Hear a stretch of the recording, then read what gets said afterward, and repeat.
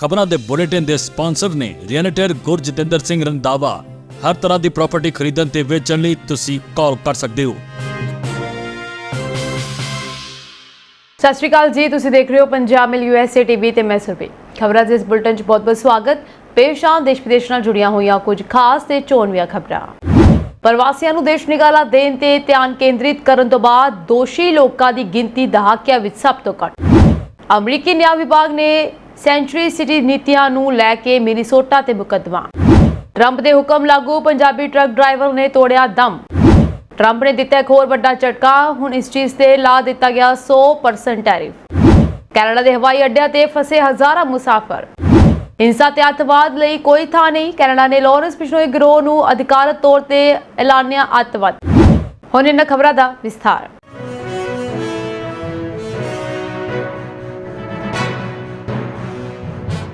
Trump ਪ੍ਰਸ਼ਾਸਨ ਦੇ ਵੱਲੋਂ ਲਾਗੂ ਕਰਨ ਵਾਲੀਆਂ ਏਜੰਸੀਆਂ ਨੂੰ ਪ੍ਰਵਾਸੀਆਂ ਨੂੰ ਦੇਸ਼ ਨਿਕਾਲਾ ਦੇਣ ਤੇ ਧਿਆਨ ਕੇਂਦਰਿਤ ਕਰਨ ਦੇ ਆਦੇਸ਼ ਦੇਣ ਤੋਂ ਬਾਅਦ ਇਸ ਸਾਲ ਸੰਘੀ ਡਰੱਗ ਕਾਨੂੰਨਾਂ ਦੀ ਉਲੰਘਣਾ ਦੇ ਦੋਸ਼ਾਂ ਦੇ ਵਿੱਚ ਦੋਸ਼ੀ ਪਾਏ ਗਏ ਲੋਕਾਂ ਦੀ ਗਿਣਤੀ ਦਹਾਕਿਆਂ ਵਿੱਚ ਸਭ ਤੋਂ ਹੇਠਲੇ ਪੱਧਰ ਤੇ ਆ ਗਈ ਹੈ।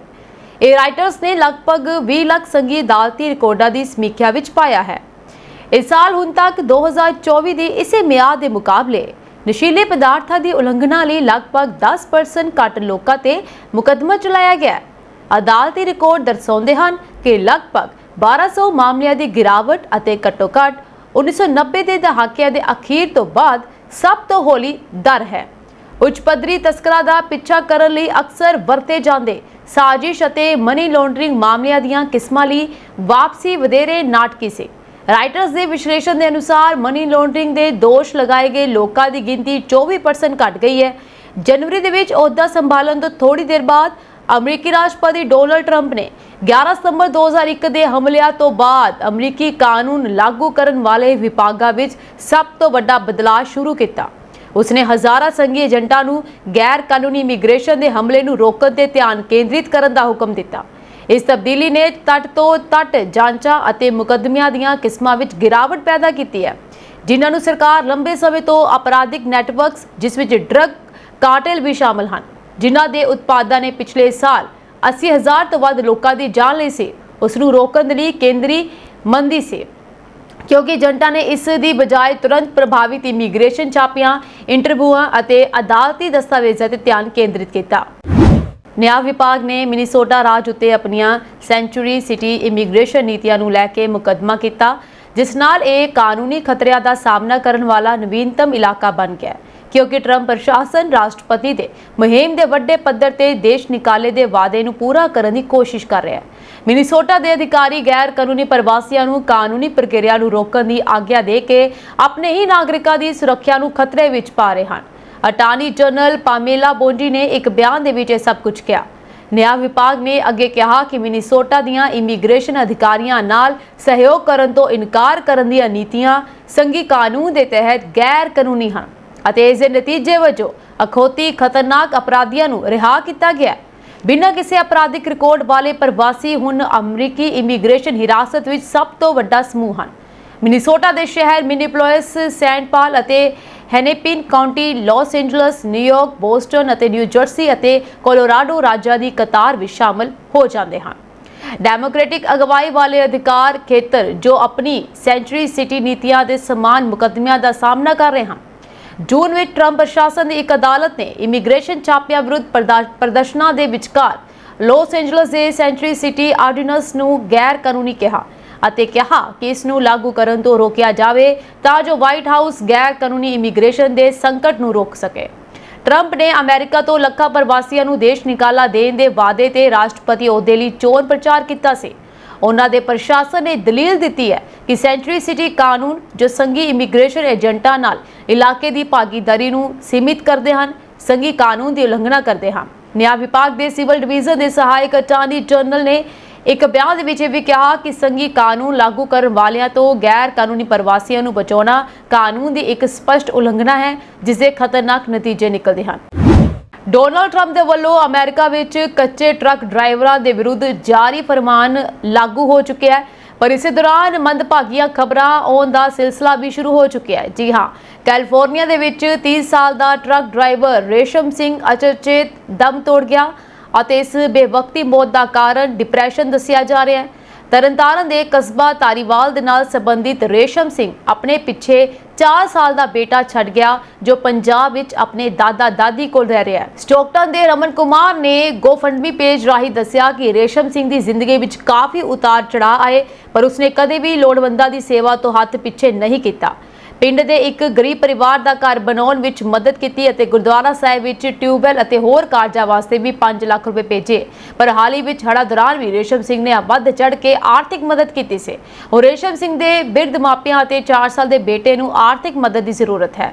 ਦੂਜੇ ਪਾਸੇ ਕੈਨੇਡਾ ਦੇ ਸਡਬਰੀ ਸ਼ਹਿਰ ਵਿੱਚ ਹਰਨੂਰ ਸਿੰਘ ਦੀ ਅਚਨਚੇਤ ਮੌਤ ਹੋਣ ਬਾਰੇ ਦੁਖਦਾਈ ਖਬਰ ਸਾਹਮਣੇ ਆਈ ਹੈ, ਜਿਸ ਦੇ ਪੰਜਾਬ ਭੇਜਣ ਲਈ ਗੋਫੰਡਮੀ ਪੇਜ ਸਥਾਪਿਤ ਕੀਤਾ ਗਿਆ। ਹਰਨੂਰ ਦੇ ਭਰਾ ਗੁਰਨੂਰ ਸਿੰਘ ਨੇ ਦੱਸਿਆ ਕਿ ਉਹ ਸਟੱਡੀ ਵੀਜ਼ਾ ਤੇ ਕੈਨੇਡਾ ਪੁੱਜਾ ਅਤੇ ਆਪਣਾ ਭਵਿੱਖ ਸੁਨਹਿਰੀ ਬਣਾਉਣ ਦੇ ਯਤਨਾਂ ਵਿੱਚ ਜੁਟ ਗਿਆ ਪਰ ਪਰਮਾਤਮਾ ਨੂੰ ਸ਼ਾਇਦ ਕੁਝ ਹੋਰ ਹੀ ਮਨਜ਼ੂਰ ਸੀ। ਇੱਥੇ ਵੀ ਦੱਸਣਾ ਬਣਦਾ ਹੈ ਕਿ ਕੈਨੇਡਾ ਦੇ ਵਿੱਚ ਹਜ਼ਾਰਾਂ ਪੰਜਾਬੀ ਨੌਜਵਾਨਾਂ ਦੇ ਵਰਕ ਪਰਮਿਟ ਐਕਸਪਾਇਰ ਹੋ ਰਹੇ ਹਨ ਪਰ ਪੀਆਰ ਤੱਕ ਪੁੱਜਣ ਦਾ ਕੋਈ ਰਾਹ ਨਹੀਂ ਲੱਭ ਰਿਹਾ। ਬਿਲਕੁਲ ਇਹੋ ਜਿਹੇ ਹਾਲਾਤ ਵਿੱਚੋਂ ਅਮਰੀਕਾ ਦੇ ਉਹ ਪੰਜਾਬੀ ਨੌਜਵਾਨ ਲੰਘ ਰਹੇ ਹਨ ਜਿਨ੍ਹਾਂ ਨੂੰ ਹੁਣ ਤੱਕ ਗ੍ਰੀਨ ਕਾਰਡ ਨਹੀਂ ਮਿਲਿਆ ਅਤੇ ਟਰੱਕ ਡਰਾਈਵਰ ਵਜੋਂ ਕੰਮ ਕਰ ਰਹੇ ਹਨ। ਅੱਜ ਤੋਂ ਲਾਗੂ ਹੋ ਰਹੇ ਨਿਯਮ ਮੁਤਾਬਕ ਵਰਕ ਪਰਮਿਟ ਵਾਲਿਆਂ ਨੂੰ ਕਮਰਸ਼ੀਅਲ ਡਰਾਈਵਿੰਗ ਲਾਇਸੈਂਸ ਨਹੀਂ ਮਿਲਣਗੇ। ਨਵੇਂ ਨਿਯਮ ਤਹਿਤ ਘੱਟੋ-ਘੱਟ 2 ਲੱਖ ਮੌਜੂਦਾ ਡਰਾਈਵਰਾਂ ਦਾ ਰੋਜ਼ਗਾਰ ਖੁੱਸ ਜਾਵੇਗਾ ਅਤੇ ਸਿਖਲਾਈ ਲੈ ਰਹੇ 20,000 ਡਰਾਈਵਰ ਕਦੇ ਟਰੱਕ ਨਹੀਂ ਚਲਾ ਸਕਣਗੇ। Federal Motor Carrier Safety Administration ਦਾ ਇਹ ਕਹਿਣਾ ਹੈ ਕਿ ਕੱਚੇ ਪ੍ਰਵਾਸੀਆਂ ਨੂੰ ਜਾਰੀ CDLs ਵਿੱਚੋਂ 25% ਗੈਰ ਵਾਜਬ ਤਰੀਕੇ ਨਾਲ ਦਿੱਤੇ ਗਏ ਪਰ ਹੁਣ ਅਜਿਹਾ ਨਹੀਂ ਹੋ ਸਕੇਗਾ। ਫੈਡਰਲ ਏਜੰਸੀ ਦਾ ਕਹਿਣਾ ਹੈ ਕਿ ਕਈ ਰਾਜਾਂ ਵਿੱਚ ਪ੍ਰਵਾਸੀਆਂ ਦੇ ਵਰਕ ਪਰਮਿਟ ਤੋਂ 4 ਸਾਲ ਅੱਗੇ ਤੱਕ ਡਰਾਈਵਿੰਗ ਲਾਇਸੈਂਸ ਦੀ ਮਿਆਦ ਤੈਅ ਕੀਤੀ ਗਈ ਜੋ ਸਿੱਧੇ ਤੌਰ ਤੇ ਗੈਰ ਕਾਨੂੰਨੀ ਹੈ। ਅਮਰੀਕੀ ਰਾਸ਼ਟਰਪਤੀ ਡੋਨਾਲਡ ਟਰੰਪ ਨੇ ਪੂਰੀ ਦੁਨੀਆ ਨੂੰ ਇੱਕ ਵੱਡਾ ਝਟਕਾ ਦਿੱਤਾ। ਉਹਨਾਂ ਨੇ ਅਮਰੀਕਾ ਤੋਂ ਬਾਹਰ ਬਣੀਆਂ ਫਿਲਮਾਂ ਤੇ 100% ਟੈਰਿਫ ਲਗਾਉਣ ਦਾ ਐਲਾਨ ਕੀਤਾ। ਇਹ 100% ਟੈਰਿਫ ਭਾਰਤ ਵਿੱਚ ਬਣੀਆਂ ਫਿਲਮਾਂ ਤੇ ਵੀ ਲਾਗੂ ਹੋਵੇਗਾ। ਇਸ ਨੂੰ ਭਾਰਤੀ ਸਿਨੇਮਾ ਉਦਯੋਗ ਲਈ ਇੱਕ ਵੱਡਾ ਝਟਕਾ ਮੰਨਿਆ ਜਾ ਰਿਹਾ ਹੈ। ਪਿਛਲੇ ਕੁਝ ਸਾਲਾਂ ਵਿੱਚ ਅਮਰੀਕਾ 'ਚ ਭਾਰਤੀ ਫਿਲਮਾਂ ਦਾ ਕਾਰੋਬਾਰ ਲਗਭਗ $20 ਮਿਲੀਅਨ ਤੱਕ ਪਹੁੰਚ ਗਿਆ। 100% ਟੈਰਿਫ ਭਾਰਤੀ ਫਿਲਮਾਂ ਦੇ ਮਾਲੀਏ ਨੂੰ ਕਾਫੀ ਘਟਾ ਦੇਵੇਗਾ। ਮਹਾਮਾਰੀ ਤੋਂ ਪਹਿਲਾਂ ਅਮਰੀਕਾ ਵਿੱਚ ਭਾਰਤੀ ਫਿਲਮ ਬਾਜ਼ਾਰ ਲਗਭਗ $8 ਮਿਲੀਅਨ ਦਾ ਸੀ। ਮਹਾਮਾਰੀ ਖਤਮ ਹੋਣ ਤੋਂ ਬਾਅਦ ਇਹ ਤੇਜ਼ੀ ਨਾਲ ਲਗਭਗ $20 ਮਿਲੀਅਨ ਤੱਕ ਵੱਧ ਗਿਆ। ਹਾਲ ਹੀ ਵਿੱਚ ਅਮਰੀਕਾ 'ਚ ਭਾਰਤੀ ਫਿਲਮਾਂ ਦੀ ਪ੍ਰਸਿੱਧੀ ਵਿੱਚ ਕਾਫੀ ਵਾਧਾ ਹੋਇਆ। ਹਿੰਦੀ ਫਿਲਮ ਉਦਯੋਗ ਹੋਵੇ ਜਾਂ ਦੱਖਣੀ ਭਾਰਤੀ ਫਿਲਮਾਂ, ਇਹਨਾਂ ਵਿੱਚੋਂ ਬਹੁਤ ਸਾਰੀਆਂ ਫਿਲਮਾਂ ਉੱਥੇ ਚੰਗੀ ਕਮਾਈ ਕਰ ਰਹੀਆਂ ਹਨ। ਹਾਲਾਂਕਿ ਟਰੰਪ ਦੇ ਨਵੇਂ ਐਲਾਨ ਦੇ ਨਾਲ ਅਮਰੀਕਾ ਵਿੱਚ ਰਿਲੀਜ਼ ਹੋਣ ਵਾਲੀਆਂ ਭਾਰਤੀ ਫਿਲਮਾਂ ਨੂੰ ਨੁਕਸਾਨ ਹੋ ਸਕਦਾ ਹੈ। ਕੈਨੇਡਾ ਦੇ ਹਵਾਈ ਅੱਡਿਆਂ ਤੇ ਹਜ਼ਾਰਾਂ ਮੁਸਾਫਰ ਫਸ ਗਏ ਜਦੋਂ ਤਕਨੀਕੀ ਖਰਾਬੀ ਕਾਰਨ ਸੈਲਫ ਸਰਵਿਸ ਵਾਲੇ ਇਨਸਪੈਕਸ਼ਨ ਕਿਓਸਕਸ ਨੇ ਕੰਮ ਕਰਨਾ ਬੰਦ ਕਰ ਦਿੱਤਾ। ਟੋਰਾਂਟੋ ਦੇ ਪੀਅਰਸਨ ਇੰਟਰਨੈਸ਼ਨਲ 에ਅਰਪੋਰਟ, ਮੌਂਟਰੀਅਲ ਦਾ ਟਰੂਡੋ ਇੰਟਰਨੈਸ਼ਨਲ 에ਅਰਪੋਰਟ ਅਤੇ ਕੈਲਗਰੀ ਇੰਟਰਨੈਸ਼ਨਲ 에ਅਰਪੋਰਟ ਸਭ ਤੋਂ ਵੱਧ ਪ੍ਰਭਾਵਿਤ ਹੋਏ ਜਦਕਿ ਵੈਂਕੂਵਰ ਇੰਟਰਨੈਸ਼ਨਲ 에ਅਰਪੋਰਟ ਤੇ ਘੱਟ ਅਸਰ ਦੇਖਣ ਨੂੰ ਮਿਲਿਆ।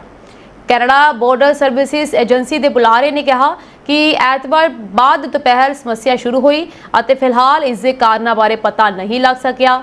ਮੁਸਾਫਰਾਂ ਦੀ ਭੀੜ ਨੂੰ ਵੇਖਦਿਆਂ ਮੈਨੂਅਲ ਤਰੀਕੇ ਨਾਲ ਮੁਸਾਫਰਾਂ ਦੀ ਜਾਂਚ ਪੜਤਾਲ ਆਰੰਭੀ ਗਈ ਪਰ ਉਸ ਵੇਲੇ ਤੱਕ ਲੰਮੀਆਂ ਕਤਾਰਾਂ ਲੱਗ ਚੁੱਕੀਆਂ ਸਨ। ਉਧਰ ਹੀ ਸੋਮਵਾਰ ਸਵੇਰ ਤੱਕ ਸਮੱਸਿਆ ਹੱਲ ਹੋ ਗਈ ਪਰ ਮੁਸਾਫਰਾਂ ਨੂੰ ਸੁਝਾਅ ਦਿੱਤਾ ਗਿਆ ਕਿ ਉਹ ਆਪਣੀ ਫਲਾਈਟ ਦਾ ਸਟੇਟਸ ਚੈੱਕ ਕਰਨ ਤੋਂ ਬਾਅਦ ਹੀ 에ਅਰਪੋਰਟ ਵੱਲ ਰਵਾਨਾ ਹੋਣ।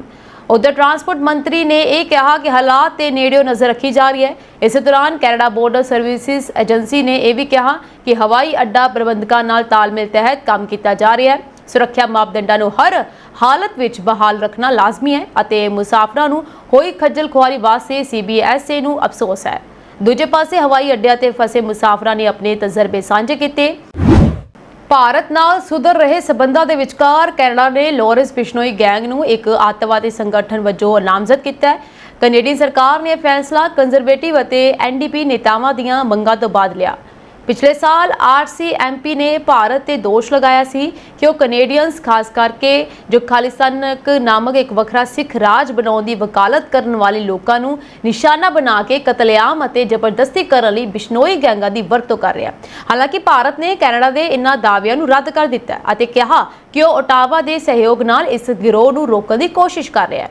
ਕੈਨੇਡੀਅਨ ਪ੍ਰੈਸ ਦੇ ਅਨੁਸਾਰ centre for international governance innovation ਦੇ ਸੀਨੀਅਰ ਫੈਲੋ ਵੈਸਲੇ ਵਾਕ ਨੇ ਪਹਿਲਾਂ ਕਿਹਾ ਸੀ ਕਿ ਅੱਤਵਾਦੀ ਸੂਚੀ ਵਿੱਚ ਸ਼ਾਮਲ ਕਰਨ ਨਾਲ ਗਿਰੋਹ ਨੂੰ ਰੋਕਣ ਦੀ ਸੰਭਾਵਨਾ ਨਹੀਂ ਹੈ, ਕਿਉਂਕਿ ਕੈਨੇਡਾ ਦੀ ਮੁੱਖ ਸਮੱਸਿਆ ਅਪਰਾਧੀ ਖੁਫੀਆ ਜਾਣਕਾਰੀ ਇਕੱਠੀ ਕਰਨ ਦੀ ਯੋਗਤਾ ਦੀ ਘਾਟ ਹੈ। ਕੈਨੇਡੀਅਨ ਸਰਕਾਰ ਨੇ ਅਧਿਕਾਰਤ ਤੌਰ ਤੇ ਹਿੰਸਾ ਦੀਆਂ ਕਾਰਵਾਈਆਂ ਅਤੇ ਜਨਤਕ ਸੁਰੱਖਿਆ ਲਈ ਖਤਰਿਆਂ ਵਿੱਚ ਇਸ ਦੀ ਸ਼ਮੂਲੀਅਤ ਦਾ ਹਵਾਲਾ ਦਿੱਤਾ ਗਿਆ। ਜਨਤਕ ਸੁਰੱਖਿਆ ਮੰਤਰੀ ਗੈਰੀ ਆਨੰਦ ਸੰਗਰੀ ਨੇ ਜ਼ੋਰ ਦੇ ਕੇ ਕਿਹਾ ਕਿ ਹਿੰਸਾ ਅਤੇ ਅੱਤਵਾਦ ਦੀ ਕੈਨੇਡਾ ਵਿੱਚ ਕੋਈ ਥਾਂ ਨਹੀਂ ਹੈ, ਖਾਸ ਕਰਕੇ ਜਦੋਂ ਉਹ ਡਰ ਅਤੇ ਡਰਾਉਣ ਧਮਕਾਉਣ ਲਈ ਖਾਸ ਭਾਈਚਾਰਿਆਂ ਨੂੰ ਨਿਸ਼ਾਨਾ ਬਣਾਉਂਦੇ ਹਨ। ਕ੍ਰਿਮੀਨਲ ਕੋਡ ਦੇ ਤਹਿਤ ਬਿਸ਼ਨੋਈ ਗੈਂਗ ਹੁਣ ਅੱਤਵਾਦੀ ਸਮੂਹ ਦੀ ਕਾਨੂੰਨੀ ਪਰਿਭਾਸ਼ਾ ਨੂੰ ਪੂਰਾ ਕਰਦਾ ਹੈ, ਜਿਸ ਦਾ ਅਰਥ ਹੈ ਕਿ ਕੈਨੇਡਾ ਵਿੱਚ ਸੰਗਠਨ ਦੇ ਨਾਲ ਜੁੜੀ ਕੋਈ ਵੀ ਜਾਇਦਾਦ ਜਾਂ ਗਤੀਵਿਧੀਆਂ ਸਖਤ ਕਾਨੂੰਨੀ ਜਾਂਚ ਅਤੇ ਪਾਬੰਦੀਆਂ ਦੇ ਅਧੀਨ ਹਨ। ਅਮਰੀਕੀ ਰਾਸ਼ਟਰਪਤੀ ਡੋਨਾਲਡ ਟਰੰਪ ਨੇ ਗਾਜ਼ਾ ਵਿੱਚ ਚੱਲ ਰਹੀ ਜੰਗ ਨੂੰ ਖਤਮ ਕਰਨ ਲਈ ਇੱਕ ਨਵੀਂ ਸ਼ਾਂਤੀ ਯੋਜਨਾ ਦਾ ਐਲਾਨ ਕੀਤਾ ਹੈ। ਵਾਈਟ ਹਾਊਸ ਦਾ ਕਹਿਣਾ ਹੈ ਕਿ ਹੁਣ ਸਮਾਂ ਆ ਗਿਆ ਹੈ ਕਿ ਗਾਜ਼ਾ ਵਿੱਚ 2 ਸਾਲਾਂ ਤੋਂ ਚੱਲ ਰਹੇ ਸੰਘਰਸ਼ ਨੂੰ ਖਤਮ ਕੀਤਾ ਜਾਵੇ ਅਤੇ ਇਲਾਕੇ ਦੇ ਮੁੜ ਵਸੇਵੇ ਤੇ ਧਿਆਨ ਦਿੱਤਾ ਜਾਵੇ।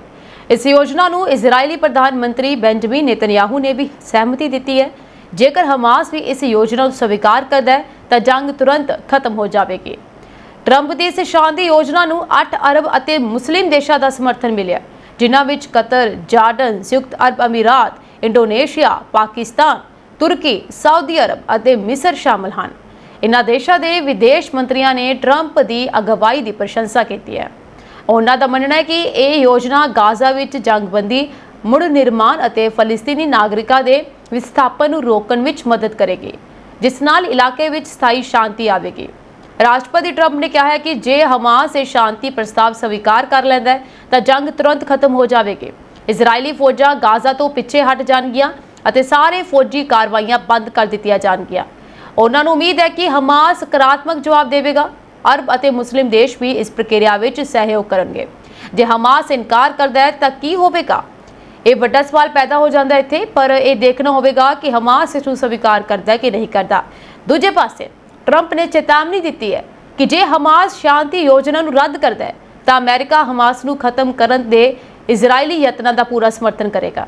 ਉਹਨਾਂ ਨੇ ਇਹ ਵੀ ਕਿਹਾ ਕਿ ਇਸ ਹਾਲਤ ਵਿੱਚ ਇਜ਼ਰਾਈਲੀ ਫੌਜ ਆਪਣੇ ਦਾਅਵੇ ਅਨੁਸਾਰ ਹਮਾਸ ਦਾ ਸਫਾਇਆ ਕਰੇਗੀ ਅਤੇ ਅਮਰੀਕੀ ਫੌਜ ਵੀ ਇਸ ਕਾਰਵਾਈ ਵਿੱਚ ਇਜ਼ਰਾਈਲ ਦੇ ਨਾਲ ਮਿਲ ਕੇ ਕੰਮ ਕਰੇਗੀ। ਅਮਰੀਕਾ ਦੇ ਮਿਸ਼ੀਗਨ ਸੂਬੇ ਵਿੱਚ ਇੱਕ ਸਾਬਕਾ ਫੌਜੀ ਵੱਲੋਂ ਈਸਾਈਆਂ ਨੂੰ ਨਿਸ਼ਾਨਾ ਬਣਾ ਕੇ ਕੀਤੀ ਗੋਲੀਬਾਰੀ ਦੌਰਾਨ 5 ਜਾਣਿਆਂ ਦੀ ਮੌਤ ਹੋ ਗਈ ਹੈ ਅਤੇ 8 ਹੋਰ ਜ਼ਖਮੀ ਹੋ ਗਏ। ਸਾਬਕਾ ਫੌਜੀ ਗੋਲੀਬਾਰੀ ਤੱਕ ਹੀ ਸੀਮਿਤ ਨਹੀਂ ਰਿਹਾ ਅਤੇ ਬਾਅਦ ਵਿੱਚ ਉਸਨੇ ਚਰਚ ਨੂੰ ਅੱਗ ਲਗਾ ਦਿੱਤੀ। ਅਲ ਜਜ਼ੀਰਾ ਦੀ ਰਿਪੋਰਟ ਦੇ ਮੁਤਾਬਕ 40 ਸਾਲ ਦੇ ਥੋਮਸ ਜੈਕਬ ਸੈਨਫੋਰਡ ਦੇ ਬੇਟੇ ਨੂੰ ਇੱਕ ਗੰਭੀਰ ਬਿਮਾਰੀ ਹੈ, ਜਿਸ ਕਰਕੇ ਉਸਨੇ ਫੌਜੀ ਦੀ ਨੌਕਰੀ ਛੱਡੀ ਅਤੇ ਉਹ ਪੋਸਟ ਟਰੋਮੈਟਿਕ ਸਟ੍ਰੈਸ ਡਿਸਆਰਡਰ ਦਾ ਵੀ ਪੀੜਿਤ ਦੱਸਿਆ ਜਾ ਰਿਹਾ ਹੈ। ਰਾਸ਼ਟਰਪਤੀ ਡੋਨਾਲਡ ਟਰੰਪ ਨੇ ਸੋਸ਼ਲ ਮੀਡੀਆ ਰਾਹੀਂ ਟਿੱਪਣੀ ਕਰਦੇ ਕਿਹਾ, ਅਜਿਹਾ ਮਹਿਸੂਸ ਹੋ ਰਿਹਾ ਹੈ ਕਿ ਈਸਾਈਆਂ ਉੱਤੇ ਜਾਣਬੁੱਝ ਕੇ ਹਮਲਾ ਕੀਤਾ ਗਿਆ। ਸਾਡੇ ਮੁਲਕ ਵਿੱਚ ਇਸ ਮਹਾਮਾਰੀ ਨੂੰ ਰੋਕਿਆ ਜਾਣਾ ਚਾਹੀਦਾ ਹੈ। ਅਮਰੀਕਾ ਦੇ ਮਰੀਨ ਕੋਰ ਮੁਤਾਬਕ ਗੋਲੀਬਾਰੀ ਕਰਨ ਵਾਲੇ ਸੈਨਫੋਰਡ ਨੇ ਜੂਨ 2004 ਤੋਂ ਜੂਨ 2008 ਤੱਕ ਨੌਕਰੀ ਕੀਤੀ ਅਤੇ ਇਸ ਦੌਰਾਨ ਉਹ ਇਰਾਕ ਵਿੱਚ ਤੈਨਾਤ ਰਿਹਾ। ਮੀਡੀਆ ਰਿਪੋਰਟਾਂ ਦੇ ਮੁਤਾਬਕ ਸੈਨਫੋਰਡ ਮਾਰਚ 2008 ਵਿੱਚ ਅਮਰੀਕਾ ਪਰਤ ਆਇਆ ਅਤੇ 3 ਮਹੀਨੇ ਬਾਅਦ ਨੌਕਰੀ ਤੇ ਅਸਤੀਫਾ ਦੇ ਦਿੱਤਾ। ਬਾਅਦ ਵਿੱਚ ਉਸਨੇ ਟਰੱਕ ਡਰਾਈਵਰ ਵਜੋਂ ਕੰਮ ਸ਼ੁਰੂ ਕੀਤਾ ਅਤੇ 2016 ਵਿੱਚ ਬਰਟਨ ਵਿਖੇ ਇੱਕ ਘਰ ਖਰੀਦਿਆ। ਵਾਰਦਾਤ ਅੱਖੀ ਦੇਖਣ ਵਾਲੇ ਇੱਕ ਸ਼ਖਸ ਨੇ ਦੱਸਿਆ ਹੈ ਕਿ ਗੋਲੀਬਾਰੀ ਤੋਂ ਪਹਿਲਾਂ ਇੱਕ ਟਰੱਕ ਗ੍ਰੈਂਡ ਬਲੈਂਕ ਸ਼ਹਿਰ ਦੀ ਚਰਚ ਵਿੱਚ ਵੱਜਿਆ, ਜਿਸ ਮਗਰੋਂ ਭਾਜੜ ਪੈ ਗਈ। ਟਰੱਕ ਦੀ ਟੱਕਰ ਵੇਲੇ ਚਰਚ ਵਿੱਚ ਦਰਜਨਾਂ ਲੋਕ ਮੌਜੂਦ ਸਨ। ਇਸ ਤੋਂ ਇਲਾਵਾ ਚਰਚ ਦੇ ਇੱਕ ਬਜ਼ੁਰਗ ਪਾਦਰੀ ਦੀ ਮੌਤ ਹੋਈ ਸੀ, ਜਿਸ ਨੂੰ ਸ਼ਰਧਾਂਜਲੀ ਦੇ ਲੋਕ ਪੁੱਜੇ ਹੋਏ ਸਨ। ਮਿਸ਼ੀਗਨ ਦੇ ਗਵਰਨਰ ਗ੍ਰੈਚਨ ਨੇ ਪੀੜਤਾ ਪਰਿਵਾਰਾਂ ਦੇ ਨਾਲ ਦੁੱਖ ਸਾਂਝਾ ਕਰਦਿਆਂ ਸਰਕਾਰੀ ਇਮਾਰਤਾਂ ਤੇ ਝੰਡੇ ਅੱਧੇ ਝੁਕਾਉਣ ਦੇ ਹੁਕਮ ਦੇ ਦਿੱਤੇ। ਮਿਸ਼ੀਗਨ ਵਿੱਚ ਗੋਲੀਬਾਰੀ ਮਗਰੋਂ ਨਿਊਯਾਰਕ ਪੁਲਿਸ ਨੇ ਇਹਤਿਆਤ ਵਜੋਂ ਧਾਰਮਿਕ ਥਾਵਾਂ ਤੇ ਸੁਰੱਖਿਆ ਬੰਦੋਬਸਤ ਸਖਤ ਕਰ ਦਿੱਤੇ ਹੈ। ਕੈਲੀਫੋਰਨੀਆ ਦੇ ਲਾਸ ਐਂਜਲਸ ਵਿਖੇ ਵੀ ਧਾਰਮਿਕ ਸਥਾਨਾਂ ਦੇ ਨੇੜੇ ਪੁਲਿਸ ਗਸ਼ਤ ਵਧਾ ਦਿੱਤੀ ਗਈ ਹੈ। ਚਰਚ ਵਿੱਚ ਵਾਪਰੀ ਹੋਲਕ ਵਾਰਦਾਤ ਮਗਰੋਂ FBI ਦੇ ਚੀਫ ਕਸ਼ ਪਟੇਲ ਨੇ ਕਿਹਾ, ਹਾਲਾਤਾਂ ਤੇ ਲਗਭਗ ਨਜ਼ਰ ਰੱਖੀ ਜਾ ਰਹੀ ਹੈ ਅਤੇ ਅਜਿਹੀਆਂ ਘਿਨੌਣੀਆਂ ਹਰਕਤਾਂ ਬਰਦਾਸ਼ਤ ਨਹੀਂ ਕੀਤੀਆਂ ਜਾਣਗੀਆਂ। ਕੈਨੇਡਾ ਦੇ ਵਿੱਚ ਭਾਰਤੀ ਲੋਕਾਂ ਦੇ ਘਰਾਂ ਅਤੇ ਕਾਰੋਬਾਰੀ ਟਿਕਾਣਿਆਂ ਨੂੰ ਨਿਸ਼ਾਨਾ ਬਣਾਉਣ ਦੀਆਂ ਵਾਰਦਾਤਾਂ ਮੁੜ ਵੱਧਦੀਆਂ ਨਜ਼ਰ ਆਈਆਂ ਹਨ, ਜਦੋਂ ਵੀਕਐਂਡ ਦੌਰਾਨ BC ਵਿੱਚ ਇੱਕ ਰੈਸਟੋਰੈਂਟ ਅਤੇ ਇੱਕ ਘਰ ਉੱਤੇ ਗੋਲੀਆਂ ਚੱਲ ਗਈਆਂ। ਪਹਿਲੀ ਵਾਰਦਾਤ ਮੈਪਲ ਰਿਜ ਦੇ ਉਸਤਾਦ ਜੀ ਰੈਸਟੋਰੈਂਟ ਵਿੱਚ ਵਾਪਰੀ, ਜਿੱਥੇ ਅਣਪਛਾਤੇ ਸ਼ੱਕੀ ਗੋਲੀਆਂ ਚਲਾ ਕੇ ਫਰਾਰ ਹੋ ਗਏ। ਹਾਦਸੇ ਦੌਰਾਨ ਕੋਈ ਜ਼ਖਮੀ ਨਹੀਂ ਹੋਇਆ, ਪਰ ਰੈਸਟੋਰੈਂਟ ਮੁਲਾਜ਼ਮਾਂ ਵਿੱਚ ਸਹਿਮ ਦਾ ਮਾਹੌਲ ਹੈ। ਰਿਜ ਮੈਡੋਜ਼ RCMP ਵੱਲੋਂ ਫਿਲਹਾਲ ਇਸ ਵਾਰਦਾਤ ਬਾਰੇ ਵਿਸਤਾਰਤ ਜਾਣਕਾਰੀ ਮੁਹੱਈਆ ਨਹੀਂ ਕਰਵਾਈ ਗਈ, ਪਰ ਮੰਨਿਆ ਜਾ ਰਿਹਾ ਹੈ ਕਿ ਰੈਸਟੋਰੈਂਟ ਮਾਲਕ ਤੋਂ ਮੋਟੀ ਰਕਮ ਮੰਗਣ ਵਾਲਿਆਂ ਨੇ ਹੀ ਵਾਰਦਾਤ ਨੂੰ ਅੰਜਾਮ ਦਿੱਤਾ। ਦੂਜੇ ਪਾਸੇ ਚਿਲੀਵੈਕ ਵਿਖੇ ਕਈ ਘਰਾਂ ਨੂੰ ਗੋਲੀਆਂ ਦਾ ਨਿਸ਼ਾਨਾ ਬਣਾਇਆ ਗਿਆ ਅਤੇ RCMP ਵੱਲੋਂ ਇਸ ਵਾਰਦਾਤ ਨੂੰ ਗੈਂਗਵਾਰ ਦਾ ਨਤੀਜਾ ਦੱਸਿਆ ਜਾ ਰਿਹਾ ਹੈ। ਪੁਲਿਸ ਦਾ ਕਹਿਣਾ ਹੈ ਕਿ ਗੋਲੀਬਾਰੀ ਵਾਲੀ ਥਾਂ ਤੇ ਕੁਝ ਦੂਰ ਇੱਕ ਮਾਜ਼ਦਾ CX-5 ਸੜੀ ਹੋਈ ਨਜ਼ਰ ਆਈ ਮਿਲੀ, ਜੋ ਸੰਭਾਵਤ ਤੌਰ ਤੇ ਸ਼ੱਕੀਆਂ ਨਾਲ ਸੰਬੰਧਿਤ ਹੋ ਸਕਦੀ ਹੈ। RCMP ਵੱਲੋਂ ਲੋਕਾਂ ਨੂੰ ਅਪੀਲ ਕੀਤੀ ਗਈ ਕਿ ਜੇ ਕਿਸੇ ਕੋਲ ਵਾਰਦਾਤ ਨਾਲ ਸੰਬੰਧਿਤ ਕੋਈ ਵੀ ਜਾਣਕਾਰੀ ਹੋਵੇ ਤਾਂ ਜਾਂਚਕਰਤਾਵਾਂ ਦੇ ਨਾਲ ਸੰਪਰਕ ਕੀਤਾ ਜਾਵੇ। ਇੱਥੇ ਦੱਸਣਾ ਬਣਦਾ ਹੈ ਕਿ ਜਬਰੀ ਵਸੂਲੀ ਦੇ ਮਾਮਲਿਆਂ ਨੂੰ ਵੇਖਦਿਆਂ ਐਪਸਪੋਰਟ ਪੁਲਿਸ ਵੱਲੋਂ ਇੱਕ ਟਾਸਕ ਫੋਰਸ ਗਠਿਤ ਕੀਤੀ ਗਈ ਹੈ। ਪਿਛਲੇ 15 ਦਿਨਾਂ ਵਿੱਚ ਗੋਲੀਬਾਰੀ ਅਤੇ ਗੱਡੀਆਂ ਨੂੰ ਅੱਗ ਲਾਉਣ ਦੀਆਂ 4 ਵਾਰਦਾਤਾਂ ਸਾਹਮਣੇ ਆਉਣ ਮਗਰੋਂ ਆਪਰੇਸ਼ਨ ਕਮਿਊਨਿਟੀ ਸ਼ੀਲਡ ਆਰੰਭਿਆ ਗਿਆ ਅਤੇ ਨਵੀਂ ਟਾਸਕ ਫੋਰਸ ਇਨ੍ਹਾਂ ਵਾਰਦਾਤਾਂ ਦੀ ਡੂੰਘਾਈ ਦੇ ਨਾਲ ਪੜਤਾਲ ਕਰੇਗੀ। ਸਾਰਜੈਂਟ ਪੌਲ ਵਾਕਰ ਨੇ ਦੱਸਿਆ ਕਿ ਸਿਰਫ ਐਪਸਪੋਰਟ ਵਿੱਚ ਹੀ ਨਹੀਂ ਸਗੋਂ ਪੂਰੇ ਲੋਅਰ ਮੇਨਲੈਂਡ ਵਿੱਚ ਐਕਸਟੋਰਸ਼ਨ ਨਾਲ ਸੰਬੰਧਿਤ ਵਾਰਦਾਤਾਂ ਨੇ ਲੋਕਾਂ ਅੰਦਰ ਖੌਫ ਪੈਦਾ ਕਰ ਦਿੱਤਾ। ਆਪਣੇ ਘਰਾਂ ਵਿੱਚ ਮੌਜੂਦ ਲੋਕਾਂ ਜਾਂ ਆਪਣੇ ਕਾਰੋਬਾਰੀ ਟਿਕਾਣਿਆਂ ਤੇ ਕੰਮ ਕਰ ਰਹੇ ਲੋਕਾਂ ਨੂੰ ਹਿੰਸਕ ਅਪਰਾਧ ਦਾ ਨਿਸ਼ਾਨਾ ਬਣਾਇਆ ਜਾਵੇ, ਇਹ ਬਿਲਕੁਲ ਬਰਦਾਸ਼ਤ ਨਹੀਂ ਕੀਤਾ ਜਾ ਸਕਦਾ।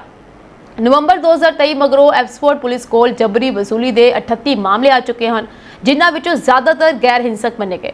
ਧਮਕੀਆਂ ਦੇਣ ਵਾਲਿਆਂ ਨੇ ਚਿੱਠੀਆਂ, ਫੋਨ ਕਾਲਸ ਜਾਂ ਟੈਕਸਟ ਮੈਸੇਜ ਰਾਹੀਂ ਲੋਕਾਂ ਤੋਂ ਮੋਟੀਆਂ ਰਕਮਾਂ ਦੀ ਮੰਗ ਕੀਤੀ।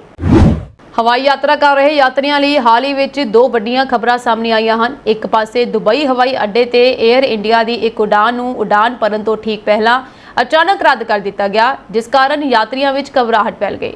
ਦੂਜੇ ਪਾਸੇ ਖਰਾਬ ਮੌਸਮ ਦੇ ਕਾਰਨ ਇੰਡੀਗੋ ਦੀ ਇੱਕ ਉਡਾਨ ਦੀ ਐਮਰਜੈਂਸੀ ਲੈਂਡਿੰਗ ਕਰਵਾਈ ਗਈ। ਸੂਤਰਾਂ ਮੁਤਾਬਕ 에ਅਰ ਇੰਡੀਆ ਦੀ ਉਡਾਨ ਦੁਬਈ ਤੋਂ ਦਿੱਲੀ ਲਈ ਉਡਾਨ ਭਰਨ ਲੱਗੀ ਸੀ, ਪੂਰੀ ਤਰੀਕੇ ਨਾਲ ਤਿਆਰ ਸੀ, ਪਰ ਆਖਰੀ ਸਮੇਂ ਤੇ ਇਸ ਨੂੰ ਰੱਦ ਕਰ ਦਿੱਤਾ ਗਿਆ। ਫਲਾਈਟ ਦੇ ਉਡਾਨ ਭਰਨ ਤੋਂ ਠੀਕ ਪਹਿਲਾਂ ਚਾਲਕ ਦਲ ਨੇ ਯਾਤਰੀਆਂ ਨੂੰ ਉਡਾਨ ਰੱਦ ਹੋਣ ਬਾਰੇ ਜਾਣਕਾਰੀ ਦੇ ਦਿੱਤੀ ਅਤੇ ਉਹਨਾਂ ਨੂੰ ਤੁਰੰਤ ਹੇਠਾਂ ਉਤਰਨ ਲਈ ਕਿਹਾ। ਫਲਾਈਟ ਦੇ ਅਚਾਨਕ ਰੱਦ ਹੋਣ ਦਾ ਐਲਾਨ ਹੋਣ ਮਗਰੋਂ ਯਾਤਰੀਆਂ ਵਿੱਚ ਹਫੜਾ ਦਫੜੀ ਮਚ ਗਈ ਅਤੇ ਉਹ ਬੇਆਰਾਮ ਜਿਹਾ ਮਹਿਸੂਸ ਕਰਨ ਲੱਗੇ। ਇਸ ਤੋਂ ਇੱਕ ਦਿਨ ਪਹਿਲਾਂ ਇੰਡੀਗੋ ਦੀ ਇੱਕ ਉਡਾਨ ਦੀ ਖਰਾਬ ਮੌਸਮ ਦੇ ਕਾਰਨ ਐਮਰਜੈਂਸੀ ਲੈਂਡਿੰਗ ਕਰਵਾਉਣੀ ਪਈ ਸੀ। ਇਹ ਉਡਾਨ ਹੈਦਰਾਬਾਦ ਤੋਂ ਦਰਭੰਗਾ ਜਾ ਰਹੀ ਸੀ ਅਤੇ ਖਰਾਬ ਮੌਸਮ ਕਾਰਨ ਦੁਪਹਿਰ 2:30 ਵਜੇ ਦੇ ਕਰੀਬ ਬਿਹਾਰ ਦੇ ਗਿਆ ਹਵਾਈ ਅੱਡੇ ਤੇ ਅਚਾਨਕ ਲੈਂਡਿੰਗ ਕਰਵਾਉਣ ਲਈ ਮਜਬੂਰ ਹੋ ਗਏ। ਐਮਰਜੈਂਸੀ ਲੈਂਡਿੰਗ ਤੋਂ ਬਾਅਦ ਉਡਾਨ ਲਗਭਗ 1 ਘੰਟੇ ਤੱਕ ਗਿਆ ਹਵਾਈ ਅੱਡੇ ਤੇ ਖੜੀ ਰਹੀ। ਇਸ ਦੌਰਾਨ ਹੋਈ ਦੇਰੀ ਕਾਰਨ ਦਰਭੰਗਾ ਹਵਾਈ ਅੱਡੇ ਤੇ ਉਡੀਕ ਕਰ ਰਹੇ ਯਾਤਰੀਆਂ ਅਤੇ ਉਹਨਾਂ ਦੇ ਪਰਿਵਾਰ ਵਾਲੇ ਘਬਰਾ ਗਏ। ਫਲਾਈਟ ਨੂੰ ਲੈ ਕੇ ਹਫੜਾ ਦਫੜੀ ਮਚ ਗਈ। 1 ਘੰਟੇ ਬਾਅਦ ਜਦੋਂ ਮੌਸਮ ਵਿੱਚ ਸੁਧਾਰ ਹੋਇਆ ਤਾਂ ਉਡਾਨ ਨੂੰ ਦਰਭੰਗਾ ਦੇ ਲਈ ਰਵਾਨਾ ਹੋਣ ਦੀ ਇਜਾਜ਼ਤ ਦੇ ਦਿੱਤੀ ਗਈ। ਉਡਾਨ ਦੇ ਸੁਰੱਖਿਅਤ ਉਤਰਨ ਤੇ ਯਾਤਰੀਆਂ ਅਤੇ ਉਹਨਾਂ ਦੇ ਪਰਿਵਾਰਾਂ ਨੇ ਸੁੱਖ ਦਾ ਸਾਹ ਲਿਆ। ਉੱਤਰੀ ਕੈਰੋਲੀਨਾ ਦੇ ਇੱਕ ਹਵਾਈ ਅੱਡੇ ਤੇ ਕਰਮਚਾਰੀਆਂ ਨੂੰ ਇੱਕ ਵਿਅਕਤੀ ਦੀ ਲਾਸ਼ ਮਿਲੀ, ਜੋ ਯੂਰਪ ਤੋਂ ਆਏ ਇੱਕ ਜਹਾਜ਼ ਦੇ ਲੈਂਡਿੰਗ ਗੀਅਰ 'ਚ ਲੁਕ ਕੇ ਆਇਆ ਸੀ। ਪੁਲਿਸ ਨੇ ਦੱਸਿਆ ਕਿ ਲਾਸ਼ ਜਿਹੜੀ ਹੈ ਐਤਵਾਰ ਸਵੇਰੇ ਉਸ ਸਮੇਂ ਮਿਲੀ ਜਦੋਂ ਹਵਾਈ ਅੱਡੇ ਤੇ ਰੈਗੂਲਰ ਰੱਖ-ਰਖਾਅ ਲਈ ਜਹਾਜ਼ ਦੀ ਜਾਂਚ ਕੀਤੀ ਜਾ ਰਹੀ ਸੀ। ਪੁਲਿਸ ਵਿਭਾਗ ਨੇ ਇੱਕ ਬਿਆਨ 'ਚ ਇਹ ਵੀ ਕਿਹਾ ਕਿ ਮਾਮਲੇ ਦੀ ਜਾਂਚ ਜਾਰੀ ਹੈ। ਨਾ ਤਾਂ ਸੰਬੰਧਿਤ 에ਅਰਲਾਈਨ ਕੰਪਨੀ ਅਤੇ ਨਾ ਹੀ ਪੁਲਿਸ ਨੇ ਮ੍ਰਿਤਕ ਬਾਰੇ ਕੋਈ ਜਾਣਕਾਰੀ ਦਿੱਤੀ ਅਤੇ ਨਾ ਹੀ ਇਹ ਦੱਸਿਆ ਕਿ ਜਹਾਜ਼ ਕਿੱਥੋਂ ਆਇਆ ਸੀ। ਫਿਨਲੈਂਡ ਦੇ ਵਿਦੇਸ਼ ਮੰਤਰੀ ਐਲੀਨਾ ਵਾਲਟੋਨੇਨ ਨੇ ਅਮਰੀਕੀ ਰਾਸ਼ਟਰਪਤੀ ਡੋਨਾਲਡ ਟਰੰਪ ਦੀ ਭਾਰਤ ਤੇ ਨਵੇਂ ਟੈਰਿਫ ਦੀ ਮੰਗ ਨੂੰ ਸਪਸ਼ਟ ਤੌਰ ਤੇ ਰੱਦ ਕਰ ਦਿੱਤਾ। ਇਹ ਕਹਿੰਦੇ ਹੋਏ ਕਿ ਯੂਰੋਪੀਅਨ ਯੂਨੀਅਨ ਭਾਰਤ ਨਾਲ ਵਪਾਰ ਵਧਾਉਣ ਅਤੇ ਟੈਰਿਫ ਘਟਾਉਣ ਲਈ ਕੰਮ ਕਰ ਰਹੀ ਹੈ। ਇਹ ਧਿਆਨ ਦੇਣ ਯੋਗ ਹੈ ਕਿ ਫਿਨਲੈਂਡ ਨੂੰ ਅਮਰੀਕਾ ਦਾ ਇੱਕ ਨਜ਼ਦੀਕੀ ਦੇਸ਼ ਮੰਨਿਆ ਜਾਂਦਾ ਹੈ ਅਤੇ ਰਾਸ਼ਟਰਪਤੀ ਅਲੈਗਜ਼ੈਂਡਰ ਸਟੱਬ ਦਾ ਟਰੰਪ ਨਾਲ ਬਹੁਤ ਨਜ਼ਦੀਕੀ ਸਬੰਧ ਹੈ। ਇਸ ਦੇ ਬਾਵਜੂਦ ਫਿਨਲੈਂਡ ਨੇ ਭਾਰਤ ਦਾ ਸਮਰਥਨ ਕੀਤਾ। ਰੂਸ ਤੋਂ ਊਰਜਾ ਖਰੀਦਣ ਲਈ ਭਾਰਤ ਤੇ ਦੰਡਕਾਰੀ ਟੈਰਿਫ ਲਗਾਉਣ ਦੀ ਟਰੰਪ ਦੀ ਬੇਨਤੀ ਨੂੰ ਰੱਦ ਕਰਦੇ ਹੋਏ ਵਾਲਟੋਨੇਨ ਨੇ ਸਪਸ਼ਟ ਕੀਤਾ ਕਿ ਯੂਰੋਪੀਅਨ ਯੂਨੀਅਨ ਦੀ ਤਰਜੀਹ ਸਮੂਹ ਰੂਸ ਤੇ ਸਿੱਧੀਆਂ ਪਾਬੰਦੀਆਂ ਅਤੇ ਟੈਰਿਫ ਲਗਾਉਣਾ ਹੈ, ਨਾ ਕਿ ਭਾਰਤ ਵਰਗੇ ਭਾਈਵਾਲ ਦੇਸ਼ਾਂ ਤੇ ਅਜਿਹੀਆਂ ਪਾਬੰਦੀਆਂ ਲਗਾਉਣਾ। ਸੰਯੁਕਤ ਰਾਸ਼ਟਰ ਮਹਾਸਭਾ ਦੌਰਾਨ ਹਿੰਦੁਸਤਾਨ ਟਾਈਮਜ਼ ਨਾਲ ਇੱਕ ਇੰਟਰਵਿਊ ਦੇ ਵਿੱਚ ਉਹਨਾਂ ਨੇ ਭਾਰਤ ਨਾਲ ਮੁਕਤ ਵਪਾਰ ਸਮਝੌਤੇ ਨੂੰ ਤੇਜ਼ ਕਰਨ ਦੀ ਆਪਣੀ ਇੱਛਾ ਵੀ ਪ੍ਰਗਟ ਕੀਤੀ। ਵਾਲਟੋਨੇਨ ਨੇ ਕਿਹਾ ਕਿ ਯੂਰਪ ਦੀ ਰਣਨੀਤੀ ਰੂਸ ਵਿਰੁੱਧ ਸਖਤ ਪਾਬੰਦੀਆਂ ਅਤੇ ਤੇਲ ਦੀ ਕੀਮਤ ਦੀ ਸੀਮਾ ਵਰਗੇ ਉਪਾਵਾਂ ਤੇ ਕੇਂਦਰਿਤ ਹੈ, ਜਿਸ ਨਾਲ ਰੂਸੀ ਕੱਚੇ ਤੇਲ ਦੀ ਦਰਾਮਦ ਜੋ ਹੈ 90% ਘਟ ਗਈ। ਉਸਨੇ ਭਾਰਤ ਅਤੇ ਚੀਨ ਤੇ ਸੈਕੰਡਰੀ ਟੈਰਿਫ ਲਗਾਉਣ ਦੀ ਜ਼ਰੂਰਤ ਨੂੰ ਖਾਰਜ ਕਰ ਦਿੱਤਾ, ਇਹ ਕਹਿੰਦੇ ਹੋਏ ਕਿ ਮੌਜੂਦਾ ਪਾਬੰਦੀਆਂ ਨੀਤੀ ਕਾਫੀ ਪ੍ਰਭਾਵਸ਼ਾਲੀ ਹੈ। ਵਾਲਟੋਨੇਨ ਨੇ ਭਾਰਤ ਨਾਲ ਆਰਥਿਕ ਸਬੰਧਾਂ ਨੂੰ ਮਜ਼ਬੂਤ ਕਰਨ ਤੇ ਜ਼ੋਰ ਦਿੱਤਾ। ਉਸਨੇ ਕਿਹਾ, ਅਸੀਂ ਭਾਰਤ ਨਾਲ ਵਪਾਰ ਵਧਾਉਣ ਦੀ ਉਮੀਦ ਕਰਦੇ ਹਾਂ, ਨਵੇਂ ਟੈਰਿਫ ਲਗਾਉਣ ਦੀ ਬਜਾਏ ਅਸੀਂ ਮੌਜੂਦਾ ਟੈਰਿਫਾਂ ਨੂੰ ਘਟਾਉਣਾ ਚਾਹੁੰਦੇ ਹਾਂ ਅਤੇ ਜਲਦੀ ਤੋਂ ਜਲਦੀ ਚੰਗੀ ਭਾਵਨਾ ਦੇ ਨਾਲ FTA ਗੱਲਬਾਤ ਨੂੰ ਪੂਰਾ ਕਰਨਾ ਚਾਹੁੰਦੇ ਹਾਂ। ਹਾਲਾਂਕਿ ਉਸਨੇ ਇਹ ਵੀ ਕਿਹਾ ਕਿ ਯੂਰਪ ਨੂੰ ਉਮੀਦ ਹੈ ਕਿ ਭਾਰਤ ਪੂਰਨ ਰਣਨੀਤਿਕ ਦ੍ਰਿਸ਼ਟੀਕੋਣ ਤੋਂ EU ਦੀ ਵਿਦੇਸ਼ ਨੀਤੀ ਨਾਲ ਵਧੇਰੇ ਇਕਸਾਰ ਹੋ ਜਾਵੇਗਾ। ਅਮਰੀਕੀ ਰਾਸ਼ਟਰਪਤੀ ਡੋਨਾਲਡ ਟਰੰਪ ਨੇ ਗਾਜ਼ਾ ਸ਼ਾਂਤੀ ਪ੍ਰਸਤਾਵ ਦਾ ਸਮਰਥਨ ਕਰਨ ਲਈ ਪਾਕਿਸਤਾਨ ਦੇ ਪ੍ਰਧਾਨ ਮੰਤਰੀ ਸ਼ਹਿਬਾਜ਼ ਸ਼ਰੀਫ ਅਤੇ ਫੀਲਡ ਮਾਰਸ਼ਲ ਅਸੀਮ ਮੁਨੀਰ ਦੀ ਪ੍ਰਸ਼ੰਸਾ ਕੀਤੀ। ਉਹਨਾਂ ਨੇ ਕਿਹਾ ਕਿ ਪਾਕਿਸਤਾਨ ਸ਼ੁਰੂ ਤੋਂ ਹੀ ਇਸ ਸ਼ਾਂਤੀ ਯੋਜਨਾ ਵਿੱਚ ਅਮਰੀਕਾ ਦੇ ਨਾਲ ਰਿਹਾ ਹੈ। ਗਾਜ਼ਾ ਸ਼ਾਂਤੀ ਸਮਝੌਤਾ ਅਤੇ ਪਾਕਿਸਤਾਨ ਦੀ ਭੂਮਿਕਾ ਟਰੰਪ ਨੇ ਵਾਈਟ ਹਾਊਸ ਵਿੱਚ ਦੱਸੀ ਹੈ। ਇੱਕ ਪ੍ਰੈਸ ਕਾਨਫਰੰਸ ਦੌਰਾਨ 20 ਨੁਕਾਤੀ ਗਾਜ਼ਾ ਸ਼ਾਂਤੀ ਸਮਝੌਤੇ ਨੂੰ ਇੱਕ ਇਤਿਹਾਸਕ ਕਦਮ ਦੱਸਿਆ ਜੋ ਇਜ਼ਰਾਈਲ ਅਤੇ ਹਮਾਸ ਵਿਚਕਾਰ ਚੱਲ ਰਹੀ ਜੰਗ ਨੂੰ ਖਤਮ ਕਰ ਸਕਦਾ ਹੈ। ਉਹਨਾਂ ਨੇ ਕਿਹਾ ਕਿ ਸਾਊਦੀ ਅਰਬ, ਕਤਰ, ਸੰਯੁਕਤ ਅਰਬ ਅਮੀਰਾਤ ਅਤੇ ਤੁਰਕੀ ਸਮੇਤ ਕਈ ਦੇਸ਼ਾਂ ਦੇ ਆਗੂਆਂ ਨੇ ਇਸ ਪ੍ਰਸਤਾਵ ਦਾ ਸਮਰਥਨ ਕੀਤਾ। ਪਾਕਿਸਤਾਨ ਦੇ ਸਬੰਧ ਵਿੱਚ ਟਰੰਪ ਨੇ ਕਿਹਾ ਕਿ ਉਹਨਾਂ ਦੇ ਅਧਿਕਾਰੀਆਂ ਨੇ ਉਹਨਾਂ ਨੂੰ ਸੂਚਿਤ ਕੀਤਾ ਕਿ ਸ਼ਹਿਬਾਜ਼ ਸ਼ਰੀਫ ਅਤੇ ਅਸੀਮ ਮੁਨੀਰ ਨੇ ਇਸ ਯੋਜਨਾ ਦਾ 100% ਸਮਰਥਨ ਕੀਤਾ ਹੈ ਅਤੇ ਇਹ ਸਮਰਥਨ ਕਰਦੇ ਹੋਏ ਇੱਕ ਬਿਆਨ ਵੀ ਜਾਰੀ ਕੀਤਾ ਹੈ। ਇਸ ਤੋਂ ਪਹਿਲਾਂ ਉਹਨਾਂ ਨੇ ਕਿਹਾ ਕਿ ਇਹ ਦੋਵੇਂ ਆਗੂ ਸ਼ੁਰੂ ਤੋਂ ਹੀ ਇਸ ਮਾਮਲੇ ਵਿੱਚ ਅਮਰੀਕਾ ਦੇ ਨਾਲ ਸਨ। ਟਰੰਪ ਨੇ ਇਹ ਵੀ ਕਿਹਾ ਕਿ ਉਹਨਾਂ ਦੀ ਯੋਜਨਾ ਇੱਕ ਨਵੇਂ ਗਾਜ਼ਾ ਦੇ ਵਿਕਾਸ ਲਈ ਬਹੁਤ ਮਹੱਤਵਪੂਰਨ ਹੈ। ਹਾਲ ਹੀ ਵਿੱਚ ਨੇਪਾਲ ਦੇ ਨੌਜਵਾਨ ਯਾਨੀ ਜੈਨਜੀ ਨੇ ਦੇਸ਼ ਦੀ ਸਰਕਾਰ ਵਿਰੁੱਧ ਜ਼ੋਰਦਾਰ ਵਿਰੋਧ ਪ੍ਰਦਰਸ਼ਨ ਕੀਤਾ। ਵਿਰੋਧ ਪ੍ਰਦਰਸ਼ਨਾਂ ਦਾ ਪੈਮਾਨਾ ਇੰਨਾ ਸੀ ਕਿ KP ਸ਼ਰਮਾ ਓਲੀ ਨੂੰ ਪ੍ਰਧਾਨ ਮੰਤਰੀ ਦੇ ਅਹੁਦੇ ਤੋਂ ਅਸਤੀਫਾ ਦੇਣ ਲਈ ਮਜਬੂਰ ਹੋਣਾ ਪਿਆ। ਨੇਪਾਲੀ ਸਰਕਾਰ ਨੇ ਸੋਸ਼ਲ ਮੀਡੀਆ ਪਲੇਟਫਾਰਮਸ ਤੇ ਪਾਬੰਦੀ ਲਗਾ ਦਿੱਤੀ, ਜਿਸ ਨਾਲ ਜੈਨਜੀ ਦੇ ਮੈਂਬਰ ਨਾਰਾਜ਼ ਹੋ ਗਏ ਅਤੇ ਦੇਸ਼ ਵਿਆਪੀ ਵਿਰੋਧ ਪ੍ਰਦਰਸ਼ਨਾਂ ਦੀ ਅਗਵਾਈ ਕੀਤੀ। ਇੱਥੋਂ ਤੱਕ ਕਿ ਸਰਕਾਰੀ ਦਫ਼ਤਰਾਂ ਵਿੱਚ ਭੰਨਤੋੜ ਵੀ ਕੀਤੀ।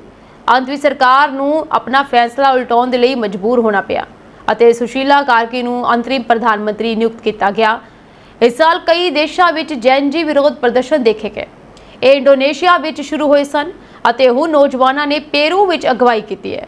27 ਸਤੰਬਰ ਨੂੰ ਪੇਰੂ ਦੀ ਰਾਜਧਾਨੀ ਲੀਮਾ ਦੇ ਵਿੱਚ ਹਜ਼ਾਰਾਂ ਨੌਜਵਾਨਾਂ ਨੇ ਰਾਸ਼ਟਰਪਤੀ ਦੀਨਾ ਬੋਲੂਆਰਤੇ ਦੇ ਵਿਰੁੱਧ ਵਿਰੋਧ ਪ੍ਰਦਰਸ਼ਨ ਕੀਤਾ ਅਤੇ ਨਾਅਰੇਬਾਜ਼ੀ ਕੀਤੀ।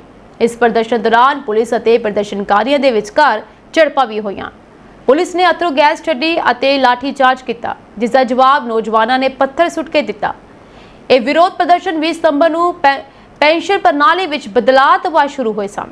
ਨਵੇਂ ਨਿਯਮ ਦੇ ਅਨੁਸਾਰ ਪੇਰੂ ਵਿੱਚ 18 ਸਾਲ ਤੋਂ ਵੱਧ ਉਮਰ ਦੇ ਹਰ ਵਿਅਕਤੀ ਨੂੰ ਪੈਨਸ਼ਨ ਕੰਪਨੀ ਵਿੱਚ ਸ਼ਾਮਲ ਹੋਣਾ ਚਾਹੀਦਾ ਹੈ। ਇਸ ਤੋਂ ਇਲਾਵਾ ਰਾਸ਼ਟਰਪਤੀ ਨੇ ਅਤੇ ਸੰਸਦ ਵਿਰੁੱਧ ਲੰਬੇ ਸਮੇਂ ਤੋਂ ਜਨਤਕ ਅਸੰਤੁਸ਼ਟੀ ਰਹੀ ਹੈ। ਰਾਸ਼ਟਰਪਤੀ ਤੋਂ ਇਹ ਸਾਂਝੀ ਦੇਸ਼ ਵਿਦੇਸ਼ ਨਾਲ ਜੁੜੀਆਂ ਹੋਈਆਂ ਕੁਝ ਖਾਸ ਤੇ ਚੋਣਵੀਆਂ ਖਬਰਾਂ ਹੋਰ ਅਪਡੇਟਸ ਨਾਲ ਜੁੜੇ ਰਹਿਣ ਦੇ ਲਈ ਤੁਸੀਂ ਬਣੇ ਰਹੋ ਪੰਜਾਬ ਮਿਲ USA TV ਦੇ ਨਾਲ। ਤੁਹਾਡੇ ਸਭ ਦਾ ਬਹੁਤ ਬਹੁਤ ਧੰਨਵਾਦ।